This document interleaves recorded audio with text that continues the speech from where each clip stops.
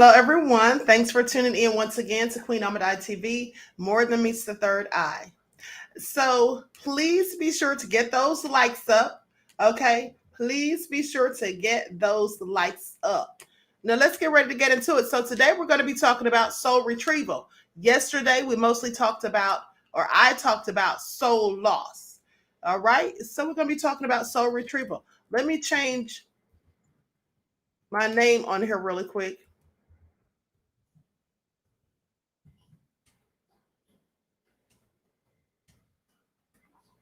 Okay.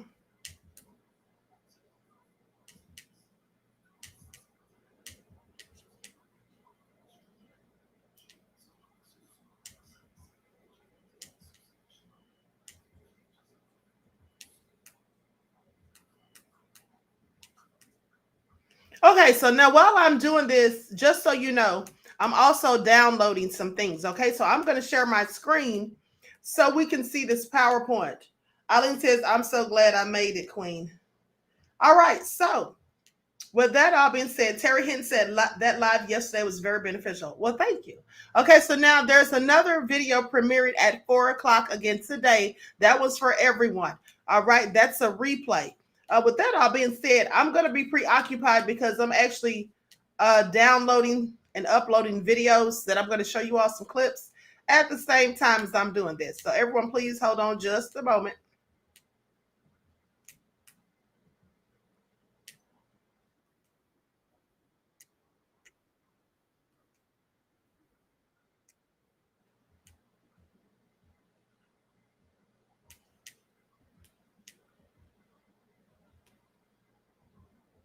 All right, so 2 more to download. So let's get into it. Everyone get the lights up. Let's get into it. We're going to be talking about soul retrieval. Now, you learned yesterday, or for those of you who didn't already know, that soul loss is something that we tend to experience when we go through something that's traumatizing.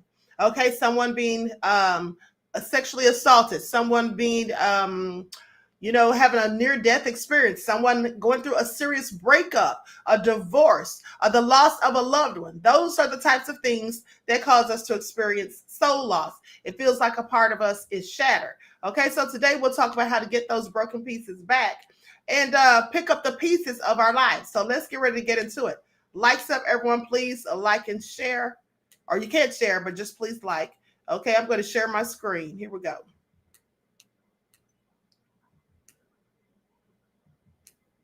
All right. Soul loss and retrieval. Let's get into it. And so the phrase soul retrieval has become relatively well known in the sphere of energetic healing. This is the process of recovering lost energy or aspects of oneself, most commonly after a trauma has caused them to flee or alternately caused them to become scattered, or as some would describe it, as it feels like they're frozen in time. Now, this process involves energetically retrieving soul parts, usually one at a time, and then giving them the voice and healing that they need to return to the person. This process occurs at all levels of mind, body, and soul. Now, yesterday I discussed what soul loss is.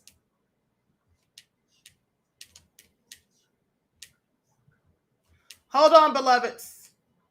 Hold on, I'm sorry, I got distracted because this video popped up and it was really loud in my ear. Okay, now yesterday I discussed what soul loss is, how it happens on various levels, and the ways that it can affect us in everyday life. Those are perhaps less understood. Many people don't even know about this, and when they're going through these things, they have no idea what they're experiencing. You know, some people have never heard of soul loss or soul retrieval, and this is a practice that is usually soul retrieval is something that is usually carried out by shamans. Okay, this is a part of shamanic medicine, and people who are shamans usually, or people usually seek out shamans, shall I say, to get this type of beneficial treatment. All right, now let's go back to the share. So with that all being said, soul loss is not at all uncommon.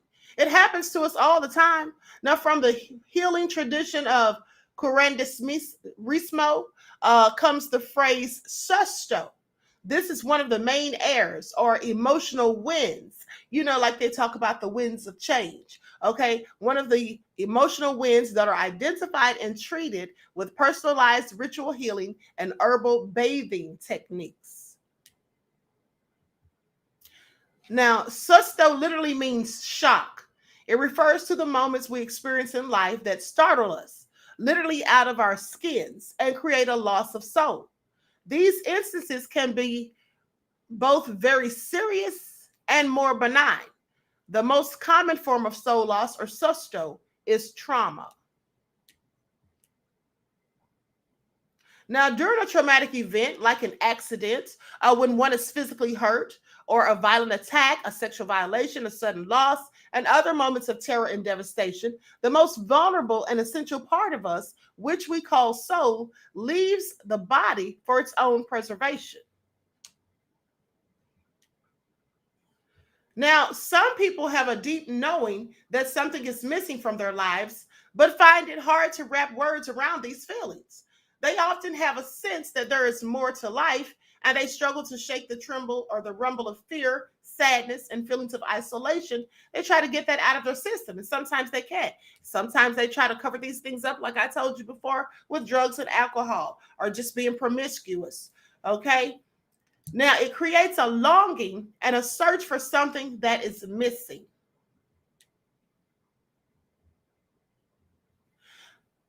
I call being disconnected from our soul, our true essence, our inner self, being in a spiritual crisis. That's just a phrase that I came up with because that's how it feels to me when I've had to go through that. Something traumatizing, that makes you just feel like you want to be isolated. You don't want to talk to anyone. You want to keep things to yourself until you try to figure it all out. And you're scatterbrained. You can't focus on anything. You forget where you put things down. You're absent-minded. All of those things, I call that a spiritual crisis because, and quite frankly, it feels like you're placed under spiritual attack. Now, when this happens, we feel at the mercy of outside events. We feel as though things happen to us and we're merely passengers in our own lives. We begin to believe that we are just a physical body in a purely material world. This misconception causes us to feel alone and, quite frankly, disconnected. It activates our survival instincts, and we become focused on the external world, on goals, time, tasks, and getting through each day. Now, this disassociation allows us to endure the experience in a kind of survival mode. The fear, pain, rage, and other heavy, low vibrational emotions are held away from our immediate experience until we are safe and more ready to handle them, or at least until we feel safe. Ideally, at this time, we would receive nurturing and support, and our soul part would then be able to return on its own, bringing with it the emotions that need to be processed and healed in order to recover. You see, this is why it's very important that we actually, try to get counseling or speak to someone when we're going through something that's traumatic, when we're having problems, and especially if you're going through some type of depression, because a lot of people just can't get past it by themselves. And then they start to want to, harm themselves and things like that. So you have to be very careful.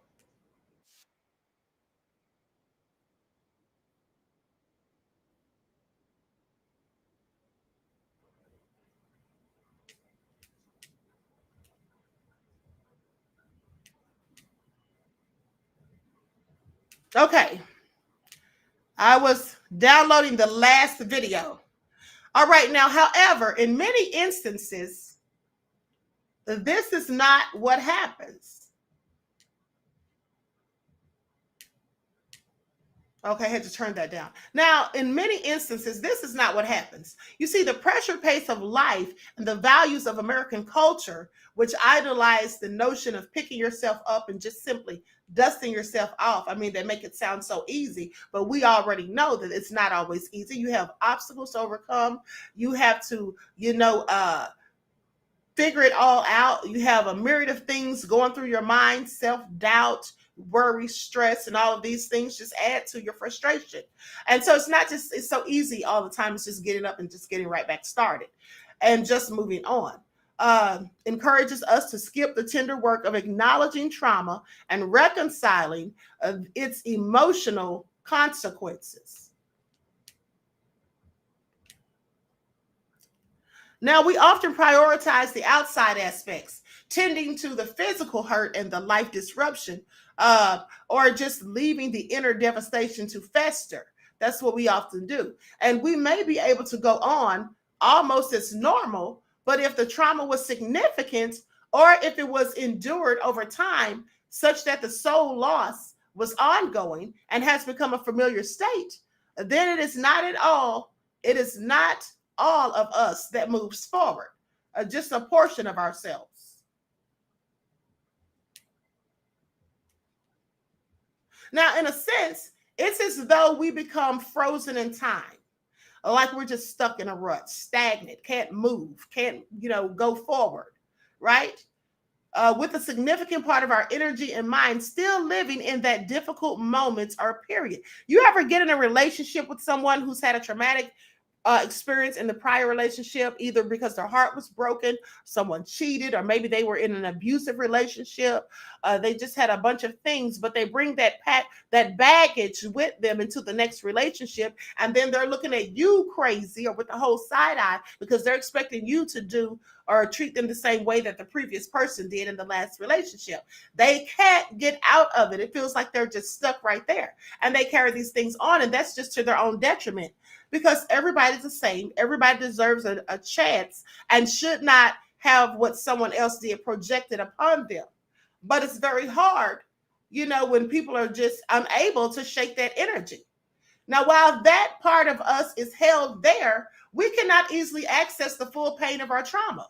But we will also not be able to access the emotions, talents, and impulses that belong to who we were just before that trauma occurred, meaning we just can't go back to ourselves. We have changed. Something has shifted in us, and we just don't know how to get ourselves back to where we once were. Now, to come back to these lost aspects of ourselves, we have to address the pain, the fear, and the needs, the part of us that left, okay, and begin the work of healing and integrating our experience. When our trauma is severe, when we have lived in an unbalanced or disassociated state for a long period of time, and when we're still very guarded against feeling the uncomfortable emotions and memories related to this event, then it is likely that we will help to bring ourselves back home. When we are prepared to do all of that, sometimes we don't want to face it. We just want to put it behind us. We want to think about something different, act as though it never happened, but you have to face these things. You have to deal with it. You have to accept it. You have to take responsibility for the role that you played in it. And if it's someone that you still care about that caused it, well, then you have to learn to forgive them and just get past it. If you can't forgive them, it's best just to leave them alone. Because some people say they forgive you for things that you do, mistakes that you make, but then they continue to bring it up every time they get upset.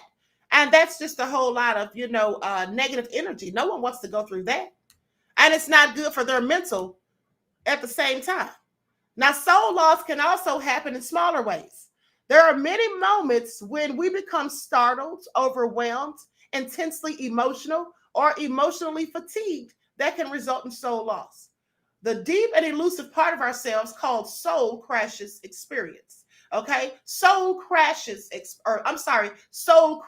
experience, but its pace of absorbing and making meaning of this experience is slower than the mind or the body. Now, sometimes the body moves too fast for the soul, especially when aided by modern technologies like airplane travel. Sometimes the startle of an alarm waking us from the depths of dreaming can be enough to create a separation.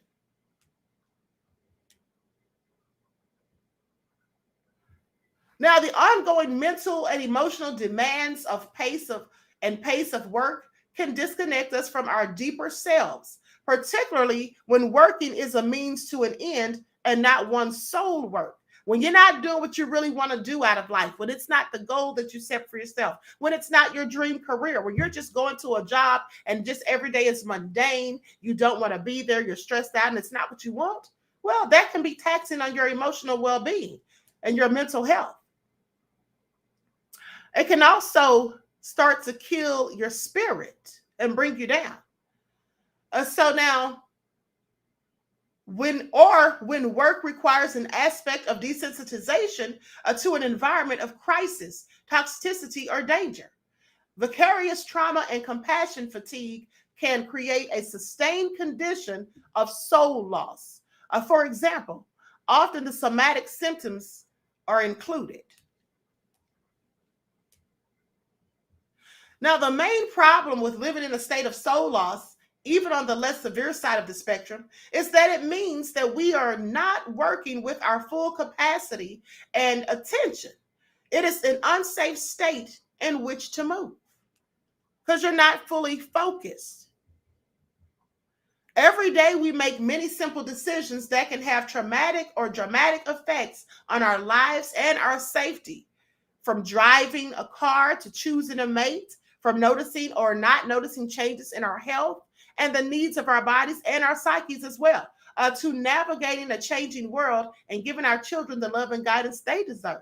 Like I said, you won't be able to focus sometimes. And if you're not paying attention, you can easily, get caught up. You can get hurt. You can be driving, not paying attention. Your mind's wandering. You're thinking about all the stresses that you're going through, and you're just not focused on what you're doing. You can also start to neglect your kids, not giving them enough attention and affection, just being abrupt with them and irritated. They start to annoy you all of a sudden. All of these things can happen. So what can we do to avoid falling into habitual soul loss and disassociation, or to address the more long-standing and serious instances of this in our lives? Now, the first thing is to notice it, to acknowledge it, to begin to track ourselves. When we are not connected to our deepest selves and our bodies, there will be some signs. You'll start to notice red flags. Numbness in general. Now, or in certain aspects of life, that's one clear symptom. Emotional realms that we are unable to access. For example, pervasive lack of self-love. Like you just feel bad about yourself. You're disgusted with yourself. Just can't get happy. You feel like you're to blame. For example, pervasive lack of self-love, feelings of safety, or sexual desire can also be very telling.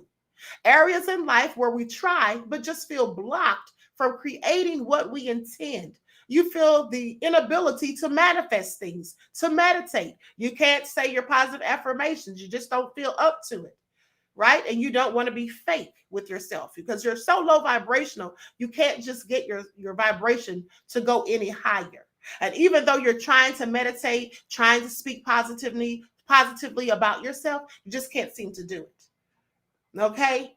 Now, but we feel blocked from creating what we intend, and that can also be a strong clue, just as activities or talents in which we suddenly lose interest or drive and begin to avoid. You don't want to do your favorite things. You don't want to watch TV. You don't want to go hang out with friends. You just want to isolate yourself and sit in your room and mope. Those are all symptoms. Noticing when we drift away mentally and what triggers this response is also very important. Once we identify in which ways we are not fully present or not fully ourselves, then we can begin the work of making the relationship with the lost or overwhelmed soul parts. It might be a gradual process of simply listening to, inviting, nurturing, and honoring these parts of us again, showing them that we can hold them, value them, and handle the difficult emotions and memories that they may carry. Now, of course, we also have to adjust the atmosphere of our lives to better accommodate our soul's needs.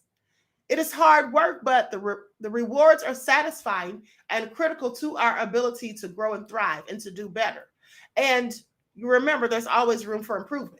Now, when we can't quite do it on our own, we can seek out someone to compassionately support us and give us an energetic push. You can talk to a friend, a loved one, coworker, someone that you trust, someone who has your best interest in mind. You can talk to your parents, someone who's going to give you good advice. Or you can go see a counselor. If you need to, get a therapist. But you have to get this out. You can't just keep it bottled up inside. Now, a shaman can facilitate soul retrieval by helping the client find these missing soul parts and integrate them back into their luminous energy fields. You see, like I told you, shaman are who people seek out for this type of help very often. Now, working with the shaman or soul guides, or soul guides the process of retrieval, knowing which parts are ready to return and when.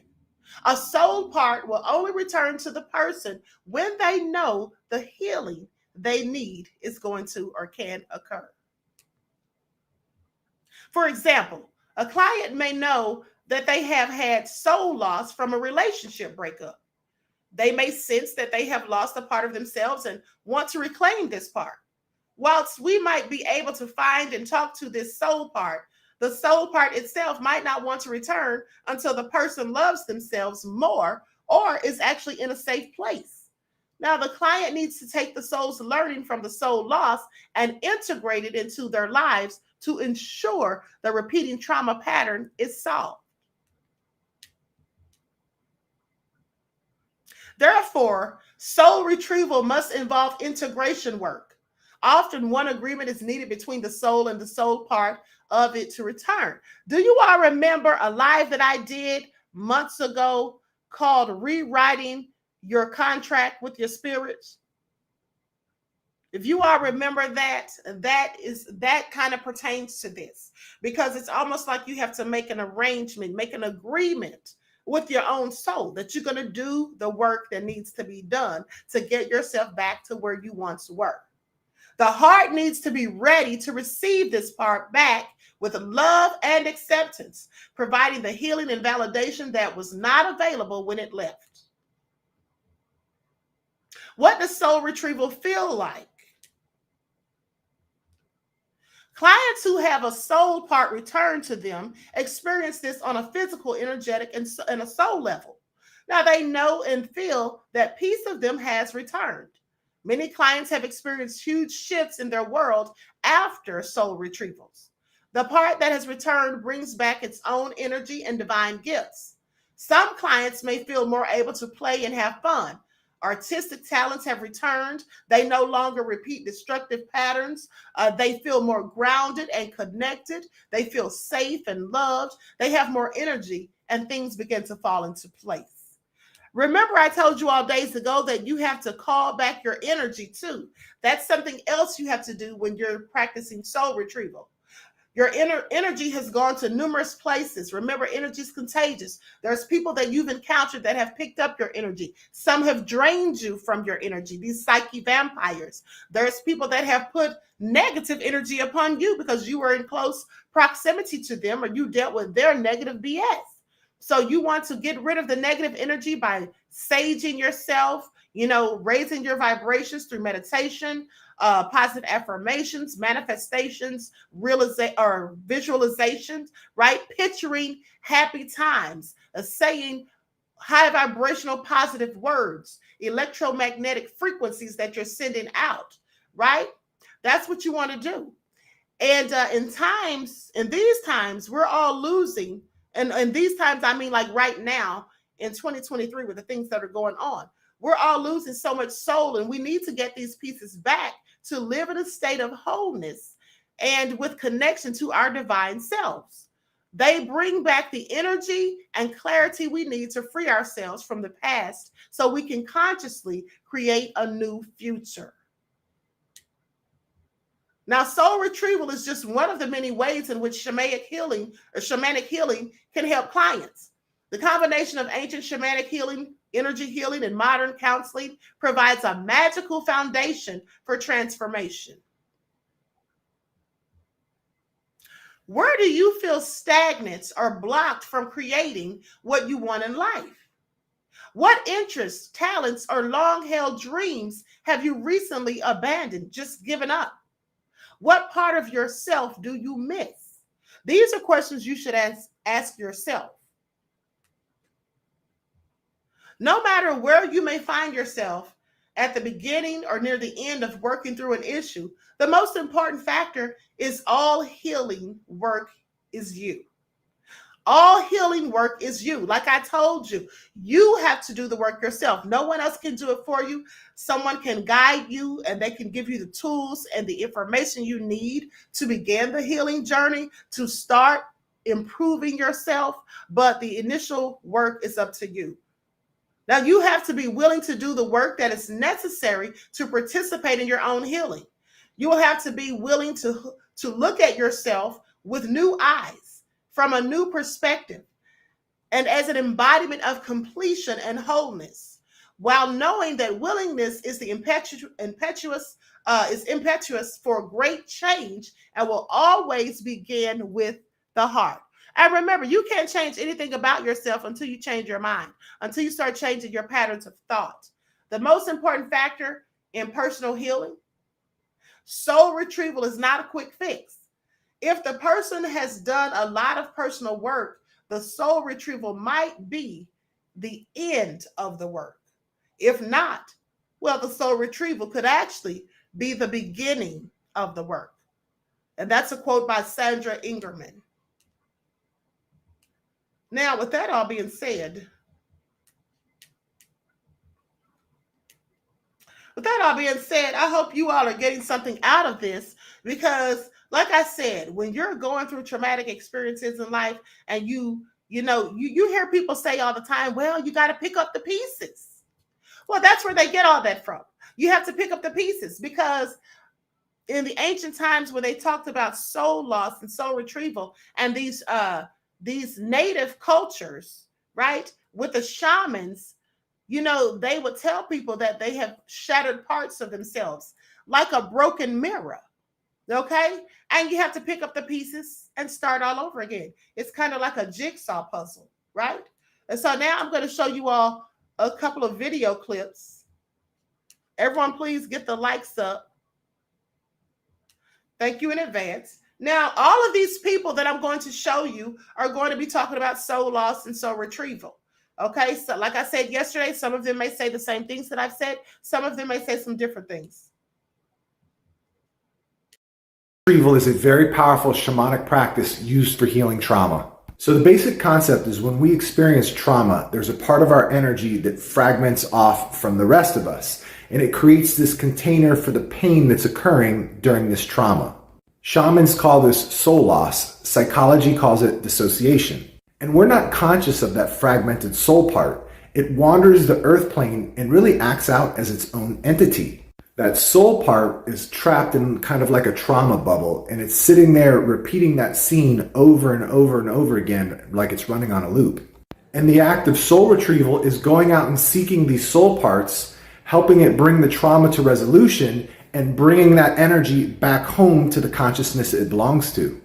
Now, in traditional shamanic practices, the shamanic practitioner does all of the work, and the client takes a very passive role. The shamanic practitioner journeys and goes out and seeks that soul part, brings it to resolution, and brings it back in without the client being aware of anything. Now, while that can bring a tremendous relief to the client, I still don't think that it's full circle healing. I don't think that it's full circle until the client takes an active role in their healing. After studying soul retrieval and really getting a grasp of the mechanics and understanding what was at play, I actually took that and modified it and brought it into my trauma-focused shadow work sessions, in which the client plays a very active role. The client actually channels that soul fragment in order for us to work with it and bring the trauma that it experienced to resolution. And that way, the client really gets to experience a deep catharsis when all of that heavy stuff is lifted. Not only that, but the client also plays a very active role in bringing that healed energy back into their consciousness. Let me know if you ever heard about soul retrieval or what you think about the concept. And don't forget to give me a follow for more tips on navigating your spiritual journey.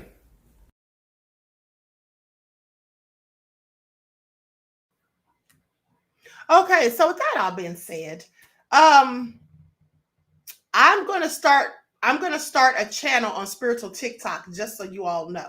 Okay, I'm going to start a channel on there very soon on Spiritual TikTok. But with that all being said, I think that was excellent information that he gave. And I'm going to play another video with someone else talking about soul retrieval. Another thing too, when you think about this, when you think about soul loss and soul retrieval, it seems more likely than not that this is why some people experience mental breakdowns. It seems like this is likely a very good reason why some people experience mental breakdowns. Okay, because they have lost a part of themselves and can't get it back. And also, this is likely part of what drives some people to suicide. Okay? Not being able to feel your soul, to find yourself, to be your authentic self, who you really were born to be, because of all the traumas and the obstacles and, adversity that you've had to deal with, and you just can't get right. You feel like nobody can fix it, nobody understands. Well, I hope this is helping any of you who may be going through something like that. Yeah, I should have been answered this a long time ago. So shamans believe, or at least this shaman believes, that when we suffer some trauma, to lessen the blow and the chance of damage, part of your soul will break away and go floating around, and it's supposed to come back. Now, the reasons why it doesn't come back are myriad, right? Maybe it can't come back because it cannot find you. Maybe it's trying to come back, but your energy is no longer aligned with the energy of the soul pieces that broke away. So when you try to integrate them, they won't, or when they try to integrate, it won't happen. These soul pieces might not be able to come back if you are stuck in a very fearful state because of the trauma that just happened. And so you've created blocks. And soul pieces, it can be hard for them to come back when, let's say, you've lost a soul piece and something else has entered and taken that space. It will be very hard for those soul pieces to come back. So as shamans, what we do is we travel to other realms of existence and we bring those soul pieces back to your body. I always ask when I do soul retrievals that people say, please allow my soul pieces to integrate into my body seamlessly. That's what Spirit has guided me. Now, there are some shamans who do soul retrievals in their own way. I've heard people do like group soul retrievals, which I thought was insane at the time. This is just how I do mine. I do my soul retrievals by myself. I do them at night. I do them on behalf of my clients. And that's how I want to keep it until I can do more in-person healing. And then I'm happy to do in-person soul retrievals, which are much more profound. But that's a soul retrieval. It's essentially bringing back pieces of yourself that have been lost due to trauma and integrating that into your whole self so that you feel more energized, more alive, more vital, more like yourself. So if you've been feeling like this slow, energetic drain, like you feel like less of yourself, you feel less vitality. You don't love the things you used to love anymore. There are so many signs of soul loss, all right? But especially if this happened to you young, those soul loss and those pieces that are lost are going to be that much more profound when we can reintegrate them, because this is energy that you haven't had around you for decades sometimes. And so bringing you back to yourself is essentially what a soul retrieval is.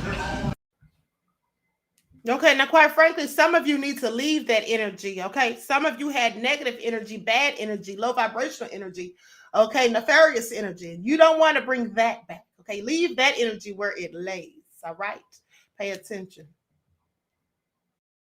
A true spiritual pilgrimage is connected to soul retrieval. Soul retrieval is a practice, a shamanic practice, or a spiritual practice of calling back the different parts of your soul and your long-lost energies, your long-lost particles, with hopes of coming into the fullness of who you are at soul level. While soul retrieval is not all that different from, let's say, shadow work or parts work, it is also so much more. I think we're used to thinking about losing parts of our soul in times of trauma or in the tumultuous times, or times that we're trying on our being, so that created a split in our being. And that is true. But there are other scenarios as well. Imagine your soul came into a beautiful incarnation with, I don't know, lavish rose gardens, a family that loved you, a lot of wealth, and you spent a whole life doing what you loved, tending to your garden, or, you know, whatever your version of heaven is on earth. And you didn't lack for anything in that entire life. And then it came time to leave. A split could happen in that, you know, in one of those instances. It's not dissimilar to, well, I don't want to compare this to ghosts, but you tend to leave, and we tend to leave parts of our soul, parts of our being in places that we really loved, just as much as we leave the parts of our souls in places that we didn't love, in places that we hated because of trauma. So think of it as, oh my God, this is going to be such a terrible analogy. Shedding. Think of it as shedding, right? So you shed parts of your skin and parts of your soul, so to say, you know, in different places in life. And yet you have been happy in some, but unhappy in others, but you create a trace, is what I'm saying. And that energetic trace, that energetic blueprint, that energetic remnant of who you are, you create the most in two places that created the most love and that created the most trouble, if that makes sense. And when we do shadow work, very often we go into the trouble. We go into the darkness. We go into the things that we'd rather not address. But what about all the light? And so soul retrieval for me is a beautiful practice that could help bring you closer to light.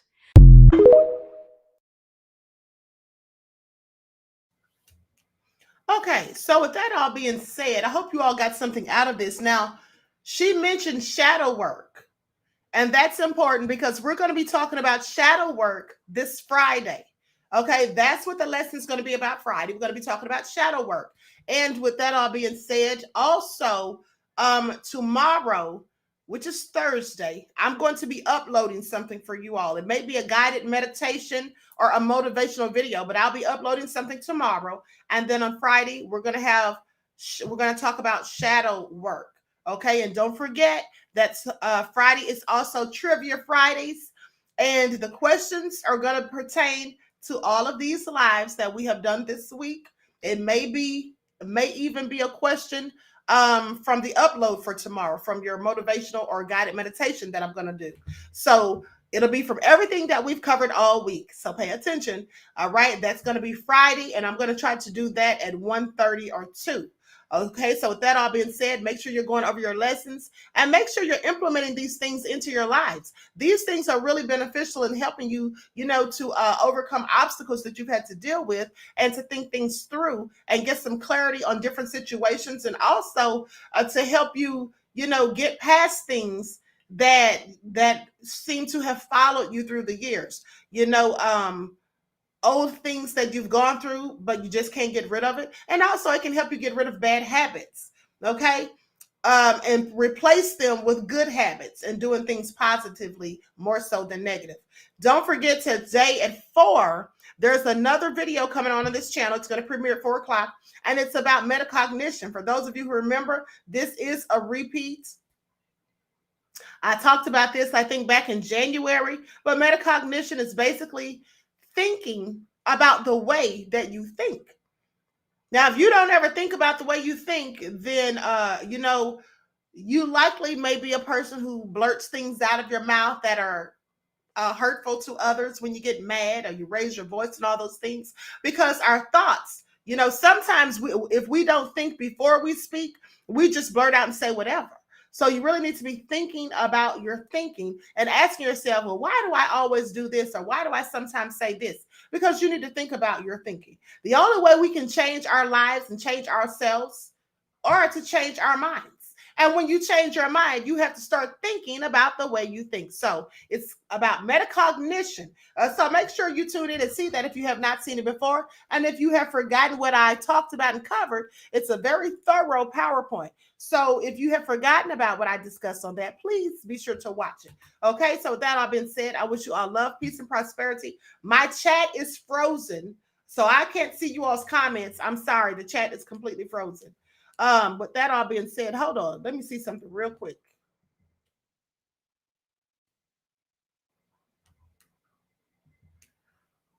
Let me see something real quick if I can.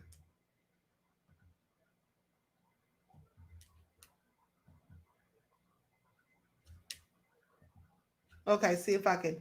Okay, now I can see the comments. I had to open a whole nother tab. Okay. Dan said, happy summer solstice. I know that's right. Hey, Khalid, Eileen, Terry, Juju B, Pearly, that crazy beach Aries. All right, Claudette is in the house. Mr. Hotels, Nefarious Self is here. That crazy beach Aries, Nessie X. Okay, so I'm glad. Hey, Hundia. I'm glad Terry Hitton. I'm glad you all tuned in. I see you, Eileen, beloved. I'm glad you all tuned in. And I hope you all got something out of this. And Juju said the queen is queening. Thank you, beloved. So listen, with that all being said, I'm going to go ahead and conclude this broadcast. But like I said, don't forget to be implementing these things. And also make sure that you go over and join the Universal Language channel, my meditation channel, where you can listen to meditative sounds throughout the day or at night when you rest. Each video is 10 hours long. So you can literally listen to it the entirety of your sleep at night. Okay, I promise it'll raise your vibrations. The Universal Language, and universal is spelled Y-O-U. Universal. Okay. So with that all been said, I wish you all love, peace, and prosperity. Each one teach one. That's how we grow and thrive. Do something productive, constructive, but never destructive. And always remember, beloved, don't forget to keep the Most High first in your lives. Until next time, I'll talk to you all again soon. Peace.